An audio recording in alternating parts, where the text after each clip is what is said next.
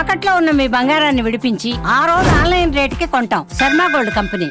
Markapuram bus దుర్ఘటనలో చాలా కీలకంగా మారిన వాళ్ళు డ్రైవర్ అండ్ క్లీనర్.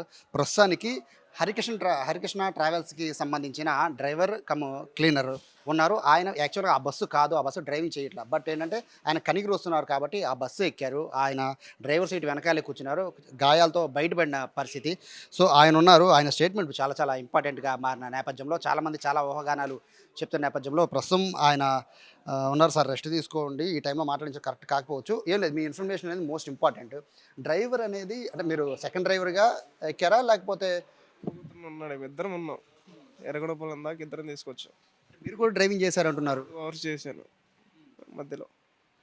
బస్సును 2 చోట్ల ఆపారంట, ఎందుకండి? ఇక్కడ 2 చోట్ల బస్సును ఆపారంట, హోల్డ్ చేశారు, బస్సుని రిపేర్ వచ్చిందని. అది ఒకసారి సెల్ఫ్ అయిపోతుంది, ఆ తర్వాత సెల్ఫ్ ఆన్ అవ్వట్లేదు ఒకసారిగా. టైం తీసుకొని ఆన్ అవుతుంది. అందుకని ఒక 10 నిమిషాలు 2 సార్లు ఆపాం. ఎర్రగొండపాలెంలో కూడా అదే ఒక హాఫ్ అన్ అవర్ ఆపాం. స్టీరింగ్ ఏదైనా పట్టేస్తుంది అని ఒక వార్తలు వస్తుంది, నిజమేనండి? స్టీరింగ్ ప్రాబ్లం ఉందా దానికి? స్టీరింగ్ ప్రాబ్లం ఏంది అంత గమనించలే, కానీ జరిగినప్పుడు నేను అద్దంలోంచి పడిపోయా కింద, ఫ్రంట్ అద్దంలోంచి. మీరు ఎక్కడ కూర్చున్నారు? డ్రైవర్ పక్కన ఇటు ఫోన్ చూసుకుంటున్నా, డ్రైవర్ పక్కన ఇటు సైడ్ నిలబడి మెలకుగానే ఉన్నారు అప్పుడు? వెళ్తూనే ఉన్నా. నేను ఫోన్ చూసుకుంటున్నా. ఒక అబ్బాయి ఇంకొక అబ్బాయి పైన పడుకున్నాడు, షాజీద్ అనే అబ్బాయి. ఒక అబ్బాయి సురేష్ అనే అబ్బాయి, ఇంకొక అతను మార్కపురంలో ఒక క్లీనర్ ఎక్కాడు, జీతం తీసుకుందామని ఆఫీస్ దగ్గరికి వచ్చి. మహేంద్ర అనే అతను డ్రైవర్ పక్కన పడుకున్నాడు.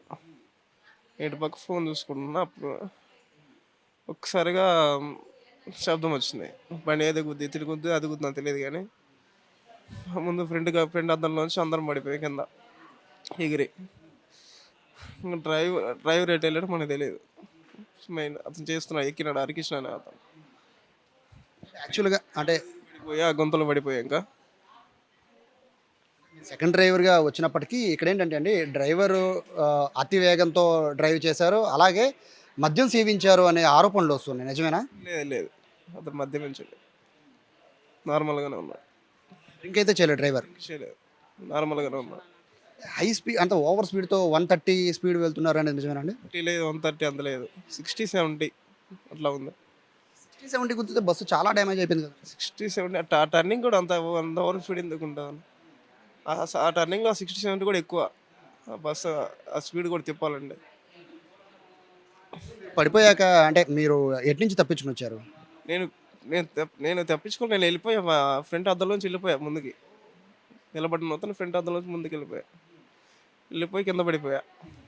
ఇక్కడ తల గుద్దుకుంది. కళ్ళు తిరిగి నేను ఇంకా దొర్లుతాడు పోయి కొంతలో పడ్డా. డ్రైవర్ అండి? డ్రైవర్ నుంచి నేను గమనించలేదన్న, వెళ్ళిపోయాడు, మరి ఎక్కడ ఉన్నాడు. ఇంకో క్లీనర్ ఉన్నారు, అతను కూడా ఉన్నాడు. అతను అందరు బాగానే ఉన్నారు. అందరూ మీ దగ్గర అందరూ పైన కింద పడుకున్నారు, అంటే డ్రైవర్ వెనకాల కింద పడుకున్నారు. ఫ్రంట్ నుంచి బయట పడిపోయారు? ఫ్రంట్ నుంచి బయటపడిపోయా. ఎంతసేపట్లో ఫైర్ అయిందండి అది? అది అప్పుడే ఉన్నట్టుండి ఫైర్ అయింది. మాకు అర్థం కాలేదు. నేను ఆ కళ్ళు తిరిగి పడిపోయి అర్థం కాదు నాకు. ఇంకా ఎవరో కళ్ళు తిరిగి మీరే పడిపోయింది, ముందు పడిపోతే ఎవరు మిమ్మల్ని పక్కకి జరిపారు అనేది నిజమేనండి? అది అంటే ఎవరో బస్సు ముందు పడిపోయి ఉన్నారు, డ్రైవర్ ఎవరు అర్థం కాలేదని చెప్పి స్థానికులు చెప్తున్నారు. సో మేము అక్కడి నుంచి పక్కకి లాగామండి అని చెప్తున్నారు. ఏం జరిగింది యాక్చువల్గా, ఏం జరిగింది ఆ టైంలో? నాకు అన్నీ గుర్తులేదు అన్న. నేను ఎమ్మడి కళ్ళు తిరిగి పడి అటు గుంతలో పడిపోయా. నాకు అర్థం తర్వాత హాస్పిటల్లో లేసా. వెనకాల ఎగ్జిట్ విండో ఉంది, అక్కడి నుంచి దింపే ప్రయత్నము చేయలేదు. ఒక డ్రైవర్ పడిపోయారు, మరొక డ్రైవర్ పారిపోయే ప్రయత్నం చేశారు, ఎగ్జిట్ డోర్ ఓపెన్ చేసే పరిస్థితి లేకుండా పోయింది అనేది అక్కడ స్థానికులు చెప్తున్నారు.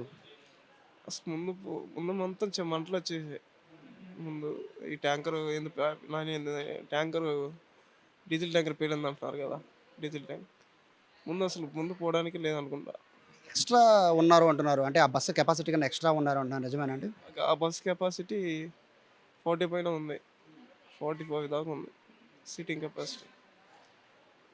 స్టీరింగ్ ప్రాబ్లం అయితే ఏమి రాలేదు అంటే మీరు ఆల్రెడీ 2 అవర్స్ డ్రైవ్ చేశారంటున్నారు కాబట్టి? ప్రాబ్లం ఏం లేదు, అప్పుడు నేను చేసినప్పుడు ఏం లేదు, బాగానే ఉంది. బ్రేక్స్ ఏమైనా కంట్రోల్ లేకపోవడం అవన్నీ ఉన్నాయి, బాగానే ఉన్నాయి. ఎందుకు ఆగిందండి ఎర్రగొండపాలెంలో సెల్ఫ్ అయిపోయింది. అంటే బండి ఆపాం, ఉన్నట్టుండి సెల్ఫ్ అయిపోయింది. డ్రైవర్ సేఫ్ అంటే మీ డ్రైవర్ వాళ్ళు మాట్లాడారా? మీ ట్రావెల్స్ వాళ్ళు మీతో ఏమైనా మాట్లాడారా? నాది ఏం మాట్లాడలేదు,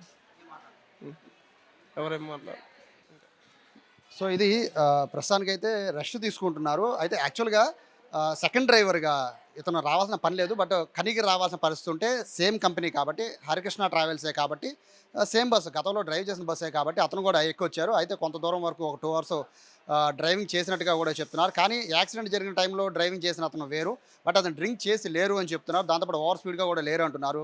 అది రెప్పపాట్లో జరిగిన ప్రమాదం అన్నట్టుగా కూడా చెప్తున్నారు. కానీ అక్కడ పరిస్థితి చూస్తూ ఉంటే మాత్రం ఆ కర్వ్ వచ్చే సమయంలో ఫ్రంట్ వచ్చే వెహికల్ని టిప్పర్ని చూసుకోకపోవడంతో పెను ప్రమాదం జరిగినట్టుగా కూడా పోలీసులు చెప్తున్న నేపథ్యంలో ప్రస్తుతానికైతే డ్రైవర్ అండ్ క్లీనర్ అండ్ ఎక్స్ట్రాగా డ్రైవింగ్ వచ్చిన అంటే ప్రయాణించడానికి వచ్చిన డ్రైవర్, అదే కంపెనీకి చెందిన డ్రైవర్, వీళ్ళు ముగ్గురు అయితే సేఫ్గా ఫ్రంట్ అద్దం గుద్దిన వెంటనే ఫ్రంట్ అద్దం పగిలిపోవడంతో దాంట్లో నుంచి ఎదరికి పడిపోయిన పరిస్థితుల నేపథ్యంలో ముగ్గురు అయితే గాయాల పాలై హాస్పిటల్లో ట్రీట్మెంట్ తీసుకుంటున్నారు. ఇది పూర్తిగా డ్రైవర్ తప్పిదంగానే పోలీసులు భావిస్తున్నారు. కెమెరా పర్సన్ వినయ్తో Sai, Suman TV, Ongole government hospital నుంచి.